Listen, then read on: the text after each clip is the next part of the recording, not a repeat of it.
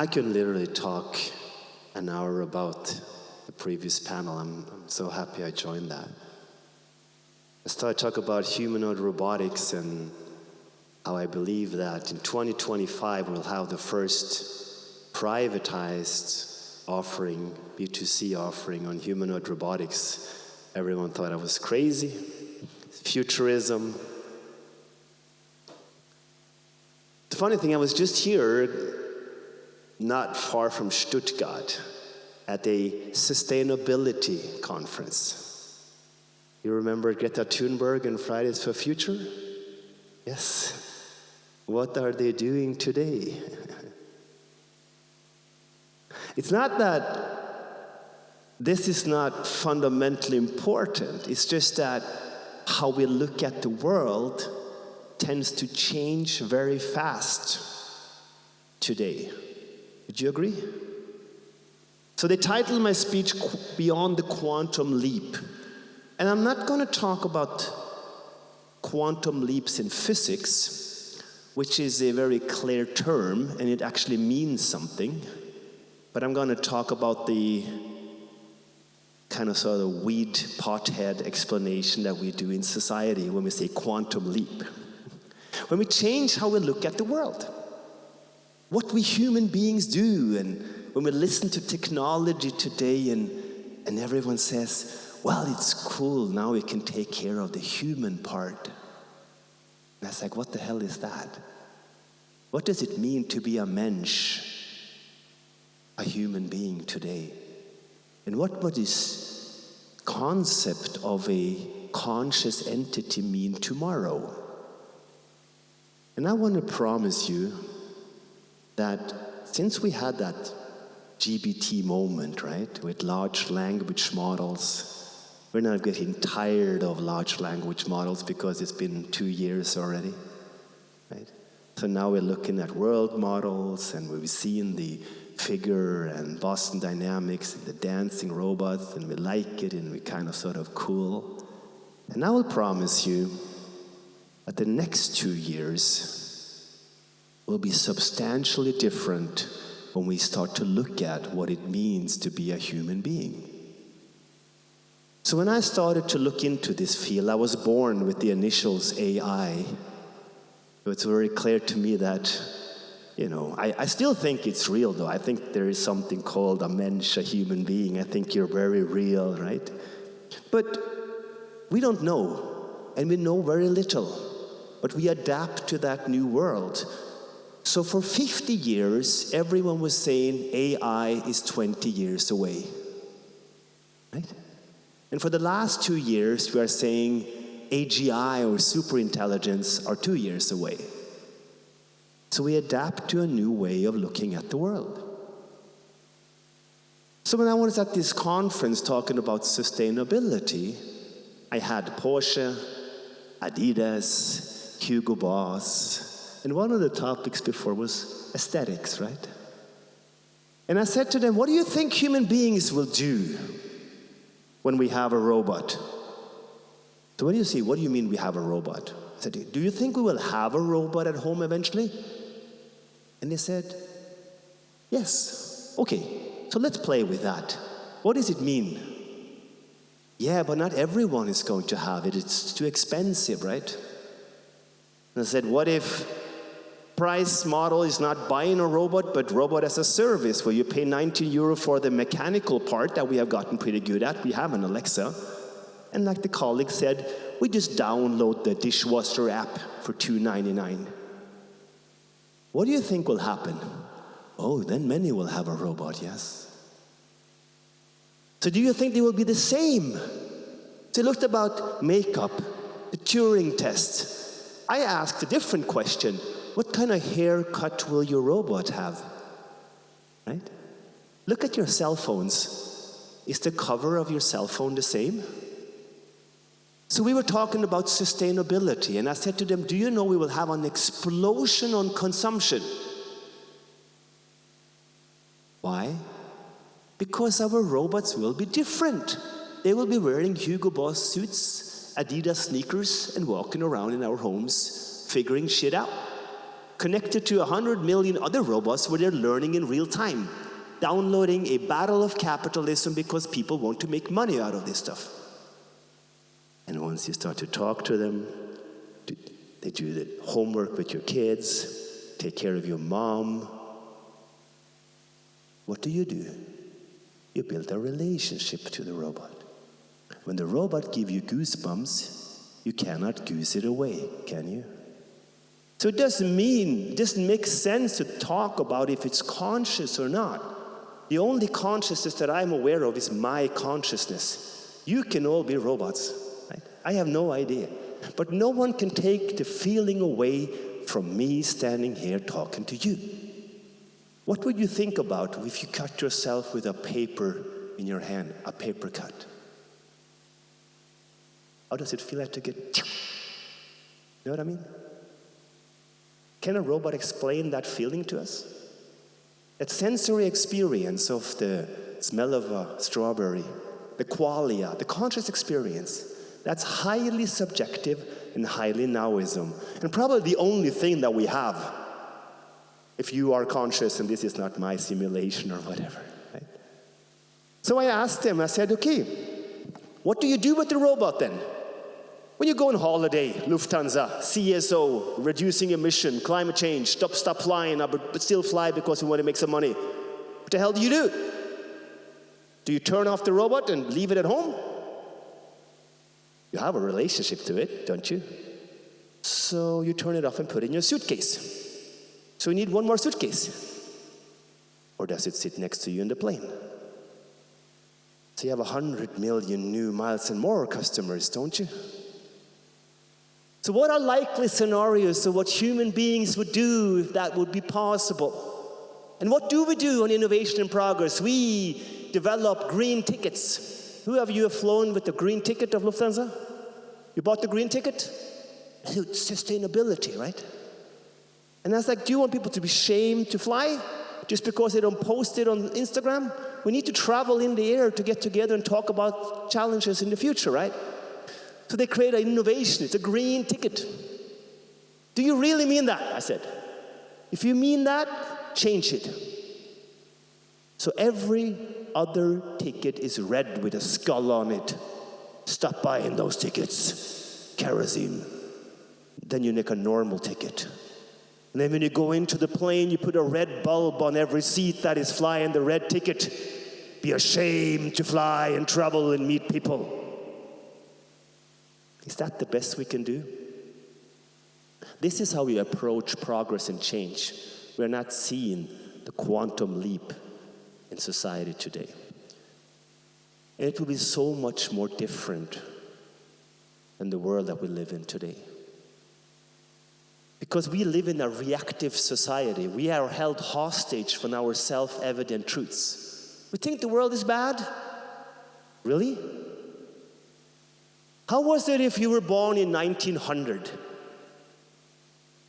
But 1819, started to have the sex and do the shabam. Then you had World War and pandemic. 50 million people died and we were 3 billion. So that would be equivalent to 120, 130 million people that would die during COVID. What was the worst pandemic? And the First World War? What do you choose? Corona or First World War and 30 million people die? Okay, now you're 20-something. You want to build a life for yourself. You want to do the whole shebang, right? Now come financial crisis, inflation.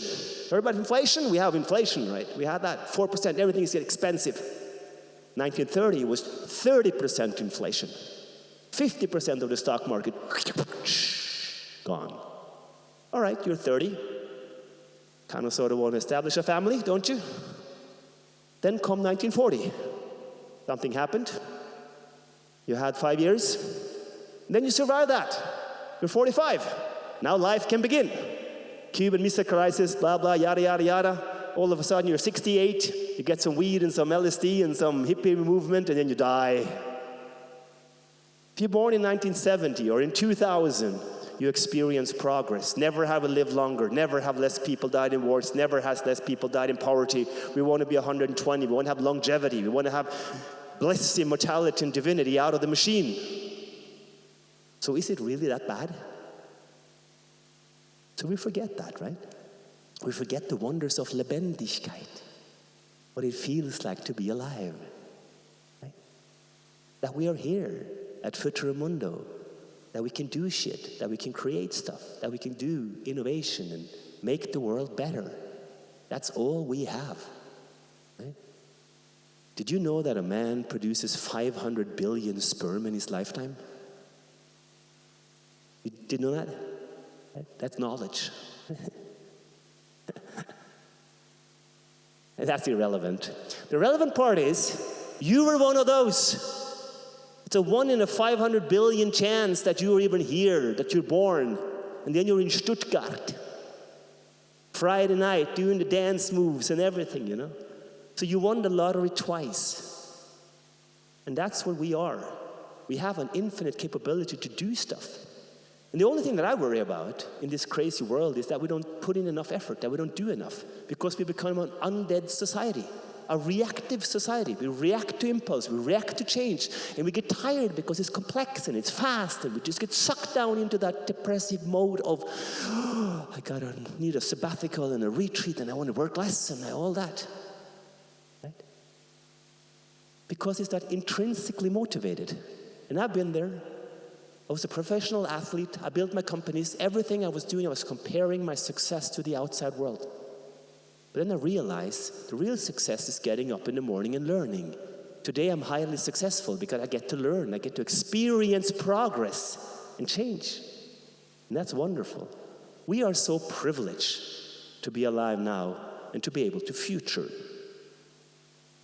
And I did the German Company of the Year award with a politician. I did some speaking about the future of the economy, and there was an award ceremony for the family company of Germany. 400 billion euro revenue in the room. And the winner got on stage and got to do a laudatio. And the woman talked about her views on the world and how she thinks about climate change and wars and everything. And said, aren't you worried? And she said, I'm only worried about one thing. And that is that we don't do enough, that we don't put in the effort. I came to Germany 25 years ago. Land der Dichter und Denker, Gestaltung, Unternehmertum. It was an action economy, right? I was not allowed to use English words. They said to me, Anglicismen. No. We have the powerful German language. So I learned that. Kids could speak German, so I had to figure it out, right? And then I said, whoa, this is a powerful language. Sinnhaftigkeit, Lebendigkeit. That's much more powerful than being alive. It's the vitality of life itself, right? And then we Germans, and I consider myself now a German, I like to live in Germany. But now it's about purpose. What is the sin of purpose? I ask the German colleagues, right? Now everything is an Anglicismus, English words, because it sounds cool and we don't have to think about what it means. We've become a reactive, undead society. We're not worried about dying. We're worried about philosophical zombies wandering around. We are in front of a final narcissistic injury of mankind where we detach and offload everything to algorithms. And Narcissus in the Greek methodology would be looking into the water, and you see the aesthetics of this beauty. And the lights are on, but there's no one home to perceive them. The zombie. Zoom zu Zombie. Mangel an Lebendigkeit, die Untotigkeit. So I think Futuromundo is a format that should be taken on and built upon, to play with music and arts and think about the future, and to move out of that undead state of being into a world of doing. So I'm coming back to that conference that I was just talking about, and the woman that was on stage talking about doing stuff and being active and lebendig. And she said, I'm only worried about we don't do enough. And then she said, but I want to take this moment now to hand over the company to my kids, to my children, the next generation. I have a lot of this company auch in Schwabenland. the family, hidden champions, right? New generations coming in. So she welcomed her kids on stage in front of the German economy, and they all come on stage to give a speech. And the young kids that were now going to do stuff were 60, 62, and 64 years old. Because Mrs. Bush, with 94, had done enough, right? So think about that when you go into the weekend. Think about how we could look different at the world. It's not about trying to look at things how it used to be. It's about changing our perception. How many of you have heard about Göbekli Tepe? Göbekli Tepe, anyone? See, how many of you heard about Stonehenge? Stonehenge, learned in school, right? 5,000, 6,000 years ago, the cradle of humanity. Göbekli Tepe is 12,000 years ago. And you should know about it because it was discovered by an archaeologist in 1994. That's not yesterday. That's when Lillehammer in Norway had Olympics, 31 years ago. Göbekli Tepe, discovered by, at least he sounds kind of German, Klaus Schmidt. Right? Now it's a World Heritage List. 1 million people go there every year, and you have not heard about it. There, it's on the border to Syria, eastern part of Turkey, Euphrates, Mesopotamia, the cradle of humanity, the pond of Abraham, the monotheism, the religions were all built here in Göbekli Tepe. It looks like this. Isn't that exciting?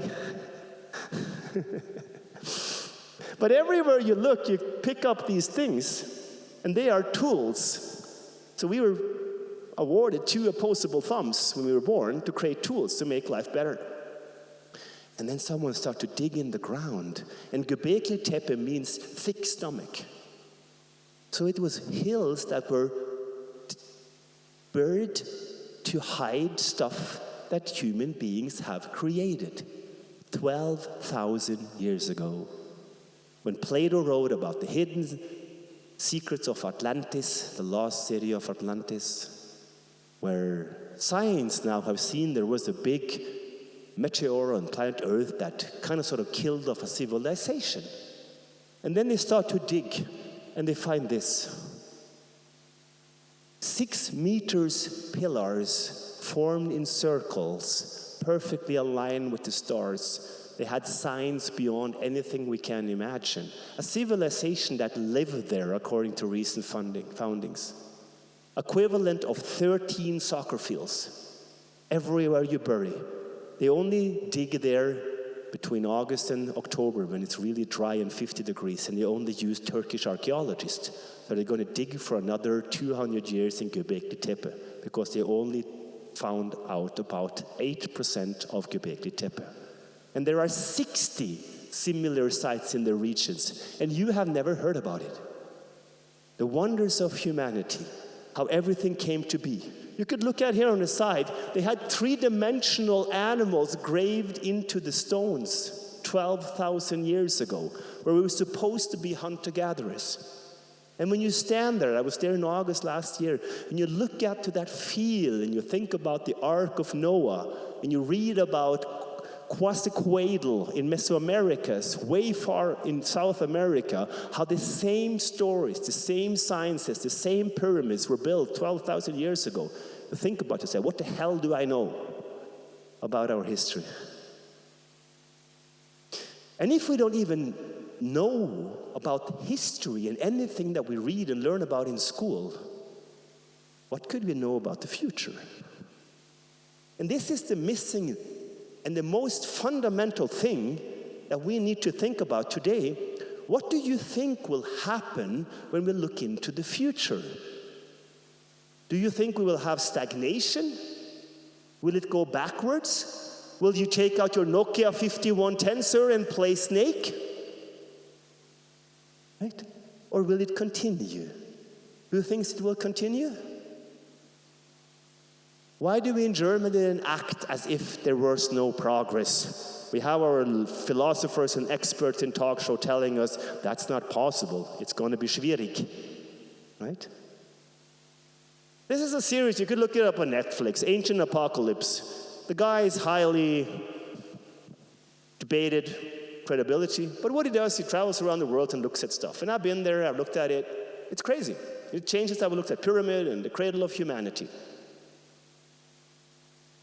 And now think about how that applies for the future. Because as I said, the only thing we have is progress. It will continue. That's what we have. Experience progress, not reactive. Oh, we have cloud computing now. Oh, let's implement cloud computing. Oh, we have AI. Let's do AI. Ooh, wow. No. Progress is experience progress. When we are reactive, we get exhausted. When we act, we have an infinite potential for progress. Right? So we created social media. Social media. Thumbs up, thumbs down. Now. Right? Now, reaction, 0, 1, your opinion, my opinion, boom, boom, boom. You get followers, likes, shares, economy, the whole shebang is built on your reaction. What happened to reflection im Land der Dichter und Denker? That's our problem. We communicate like we created technology. We cannot compete with technology and the speed of change, but we have progress.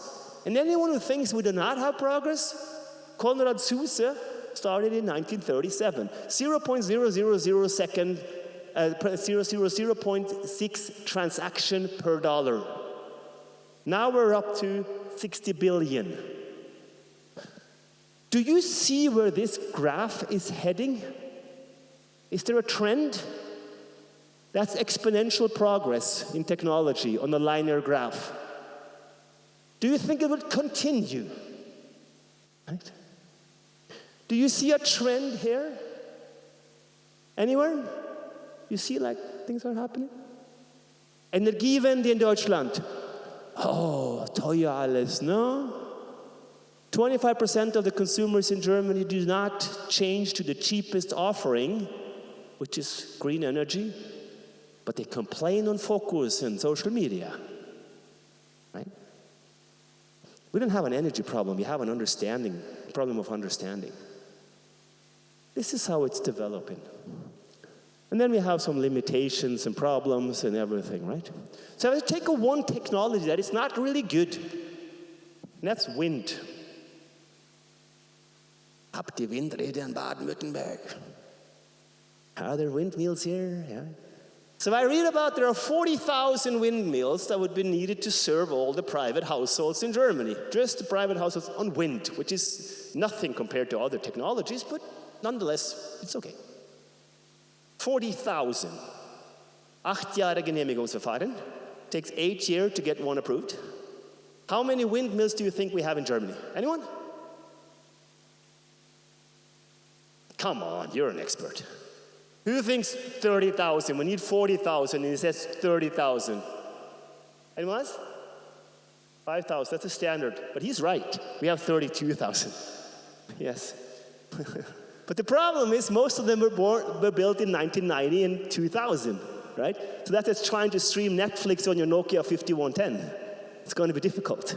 So we have enough, right? But we don't think about it like that. Because we think about negativity, the world is going to be dystopian, everything is going bad, or you have the Silicon Valley analogy, accelerationism, technology is going to fix everything. And between there is a reflective part that is in the nature of Europe and the heart of the German culture, where I came to read thick books about philosophy and discover the minds that you are standing on top of these broad shoulders of intellectual entities that thought about thinking in itself. And that is, what could we do? And that's called possibilism. That's a factful way of looking at the world where we understand how it really is. Right? The yellow lines represent, I'm not going to say Marcus Lanz and talk shows and whatever, but it's that kind of symbol. Those are the experts that we read about. They know everything about the future, the yellow lines. The black line is how it turned out. So I wrote a book called Quantenwirtschaft, Quantum Economy, back in 2018. and I spoke about 2020s to 2030s, the 10 years that are going to change how we look at the world. And everyone's like, whoa, that's inspiring. And 14 languages in China publish it. And everyone said, whoa, this is inspiring. But this is science fiction. It's futurism. He's a futurist. I'm rewriting the book now, 2025. We're halfway there. Because everything I wrote about has already happened. I was too conservative. Because I was one of the experts also, right? And I was a radical one. Right? An edgy one. But I was too boring for that what really happened. Right? So the problem that we have in Europe is not too high energy cost, it's too low energy cost. Okay, Anders is again being very provocative, right? Okay, let me take you a bit to my home country, Norway, then, and talk about my dad, Jon. He bought an electric car last year. It was not a German car, I don't know why. But we had a Bundeskanzler who said, oh, it's going to be dangerous to ban fossil fuels in 2035. So no one started to buy cars and no one wants to build cars because we don't know what the future is about. In June, 96.9% of all new cars in Norway were EVs. Do you think in 10 years from now that someone is going to talk about fossil cars in Norway? They're not competitive today. And my dad bought one of those things and he said, look, Anders, you know what? You can talk to the car. I said, cool. I know. Called me in April. Then he called me in September and he said, you know, cool thing, I haven't paid for charging the car once. Because on Sunday in Norway, we have 6 months of negative energy prices. So I make money every time I charge the car. It's true.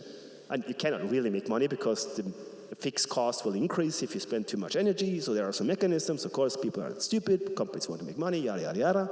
But the point is, on Sunday, he could charge for free or minus. Where do you think this energy comes from? Anyone? Norway, small town, cold town, not a lot of sun, not a lot of solar. They have negative charging cost. Where does this energy come from? Hydro energy? Water? Anyone else? What? Wind? Okay, good guesses. It's a technology. No, it's not a technology. It's something that I learned in German. It's called Schleswig-Holstein. Do you know? You know Schleswig-Holstein? They have a lot of offshore wind energy. And since they produce too much energy, they have to sell it to Norway.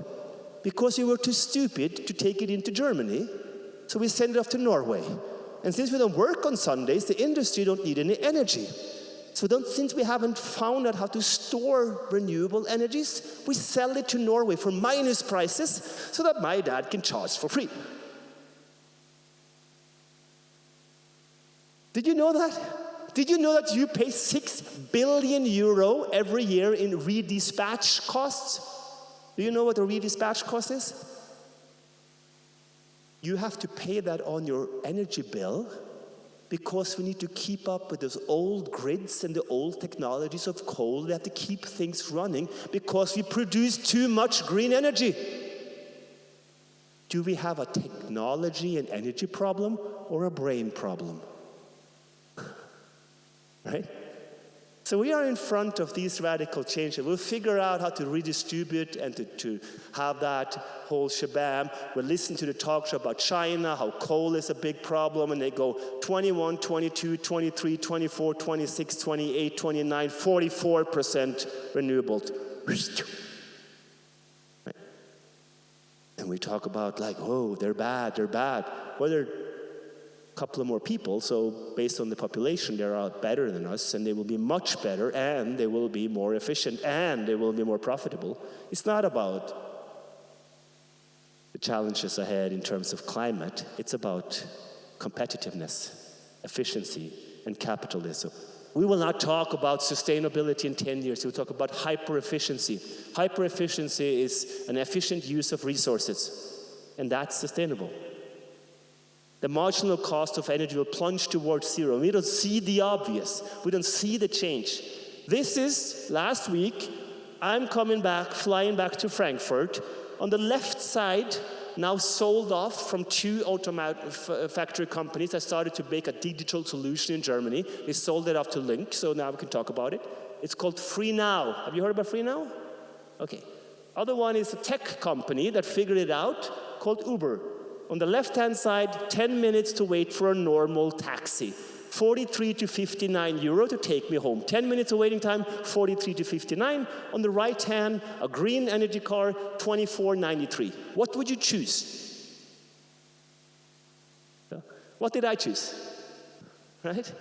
And still we go onto the airport and pay the taxi paper with ink and kings and queens and pretend as if it has a value.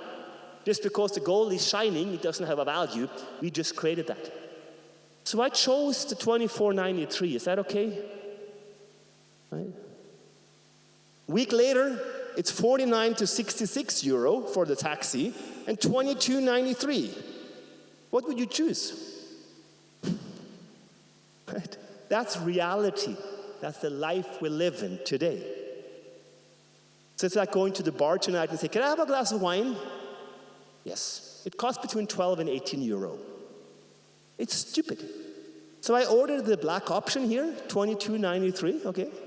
And then the car comes up, a wonderful new car. It's a white car, and it's a nice driver, friendly, and open up, and I get into the car, and then, I look at the car. And you know what is on the side of the car? Advertisement. You know what the advertisement was? Anyone? Free Now. This is where we are in 2025. We are so far away from the technology that we do. I've written a book just published in the US called The Singularity Paradox. It's about creating artificial human intelligence. What we're doing with detaching ourselves and creating algorithms and super intelligence in the machine is highly dangerous. My co-author, an Austrian quantum physicist, and I argue with math and quantum physics around the real implications of exponential technologies. That's a quantum leap. It's about taking our body and creating biological substrates and adapting to the technology. And I romanticize that there is something called a mensch, a human being. Because we have grown from 3 billion to 8 billion. We have had progress over the past 50 years. It's not perfect, but it's better than it was in the past. And we create so much better. And most likely we'll have to do it by enhancing our bodies. Otherwise we'll become obsolete. The whole idea that we could work less, it's stupid. Because if you have automation, others will also have automation, right? So if you have a product and you automate with robotics and you pay your employees and you say 60% margin, cool. I will say, I'm going to go after 50% margin. And someone's going to do 40 and 30 and 20 and 10. And then we can pay that, chemical scum of a body of a human being anymore. So we need to radically think differently about our reality and how we're going to live. The future is not about can we do it. The future is should we do it. The panel talked about ethics and values and foundation. The whole history was about can we make progress? And then we error correct if we do something wrong. Now we cannot error correct. The 10 years we know that AlphaZero is much better at chess than any human being. Still same, no one has today in the history and humanity, not so many people have watched chess like today. But how do they play chess? They look at AlphaZero and learn. A Google algorithm that played 4 million games against itself with no theory, no understanding, and started to play chess in a different way. So number 1 in the world, Magnus Carlsen, played the world championship, and all of a sudden he plays on the H-fill a pawn move, and the supercomputer Stockfish, created by all the theories that we have, said, whoa, you messed up, dude. You're going to lose. And then 7 moves later, he's winning. And Magnus was asked, what the hell was that? What did you play? Where did your opponent, where did he screw up? And he said, you didn't. I played the Alpha Zero move. What is that? I don't know. It just wins. And this is AI. We will not get it. So we need to think about the challenges and the problems, and therefore we think that tackling these paradoxes is by enhancing our bodies. Will it be good or bad? I have no idea. But the challenge for you is to anticipate future scenarios. What do you think will happen? Anticipatory leadership is a skill that you need in every company today. It's not about management. Management is a technology. It's about building a new entity, a startup, a community, a company that is built on a triangular alchemy. How modern companies today operate. They don't operate on CTO, CMO, CSO.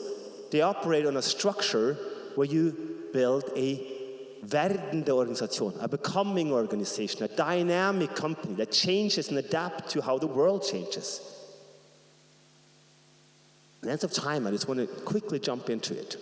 At the heart lies leadership, anticipatory leadership, where you build trust with the people around you.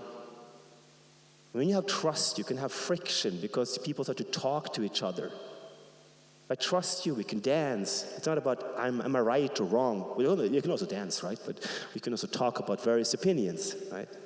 You don't dance? Okay, good. Let me talk. Right? We used to have that place, though, in the company, the coffee machine, remember? We went to work and we bumped into each other and we had all those ideas and we created progress. So friction and trust generates progress. And the company of your startup, your organization, future is like this. Forge is number one. Your task today is to go out and make your clients successful. Not to sell stuff. Make your clients, partners, people around you grow. You incubate them, you help them grow. This is how the tech companies operate today. Google don't sell licenses. They help companies grow, so they buy users from them. This is the old concept. Breweries, beverages company used to make bars and restaurants grow, right? So that they bought more drinks, more beverages. At the same time, then you are at the front of change. You're understanding, you are learning, you are adapting. And the second pillar is about investment. Every small, large company today needs to think as a VC, as an investor, to invest in ideas and things that could disrupt your own business model. Don't think about innovation internally. Go out there and incubate and invest in companies. And the third vehicle, where sustainability and everything will be, is in efficiency, operational excellence. We are in front of a hyper-efficient restructuring of any company.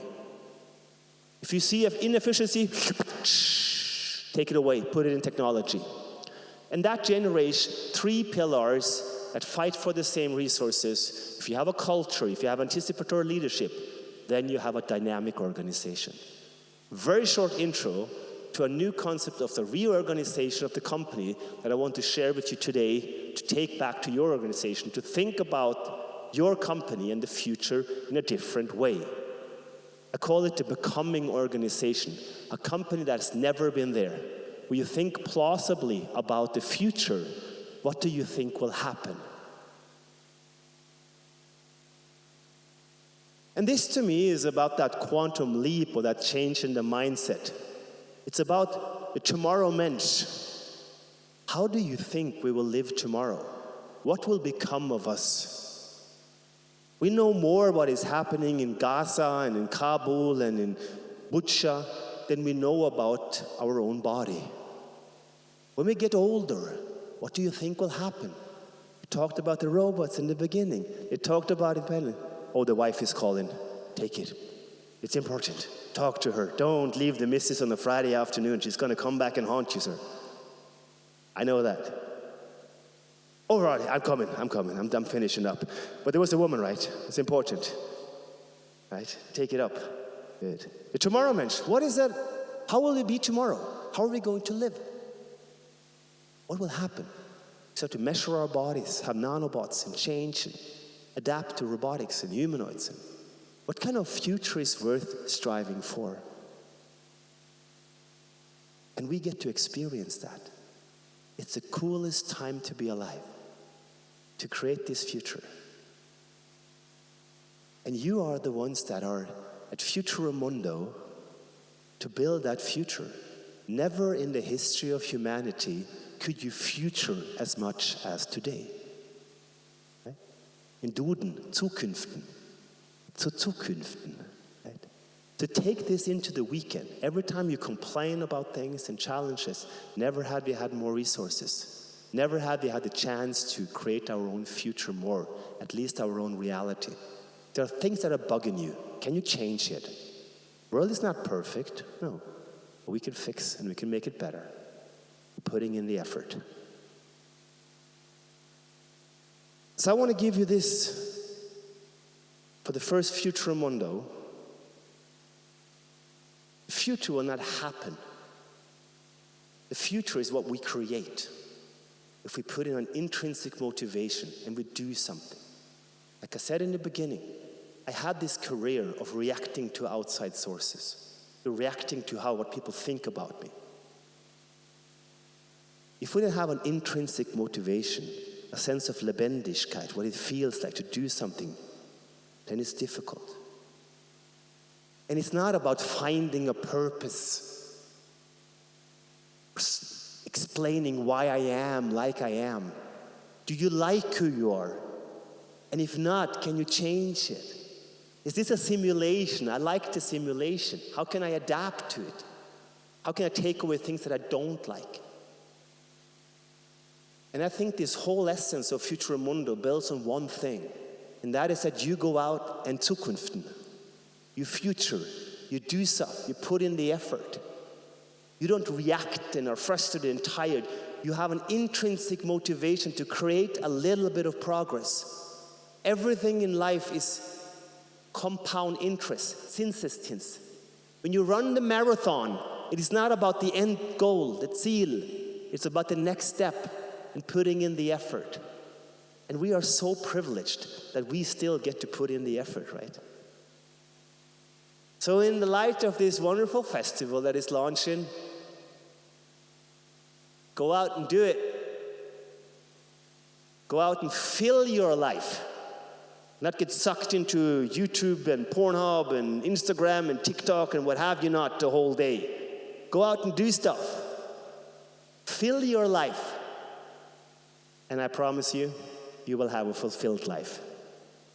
Thank you so much. Thank you. Thank you so much.